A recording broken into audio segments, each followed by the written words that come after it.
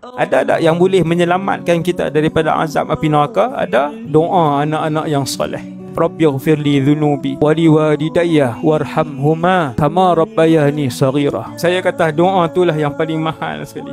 8.45 malam anak kita baca. 8.45 malam kubur kita terang. Dia tak ada delay. Kena reti. Ada anak 5 orang kena bagi reti. Reti dengan Islam. Sebab anak bila dia berdoa walaupun dia fasik sampai waktu tu juga. Sebahagian ulama sebut bila anak baca doa orang akan mai dekat kubur alam barzakh. Ayah dia, mak dia bawa mai hadiah. Anak kamu bawa mai. Tuan-tuan bayang tiap-tiap jam anak dia sebut. Tiap-tiap jam dia dapat hadiah. Sebab apa? Anak dia sebut tiap-tiap jam. Rabbighfirli dhunubi wa liwalidayya warhamhuma kama rabbayani saghira. Allah bawa mai. Dan bila anak-anak dia doa kat dia, orang bawa mai hadiah kat dia, dia kata anak aku bawa mai lagi hadiah. Anak aku bawa mai lagi hadiah hari ni. Itulah hadiah anak-anak yang paling berharga di alam barzakh bila mereka mendoakan ibu dan ayah mereka.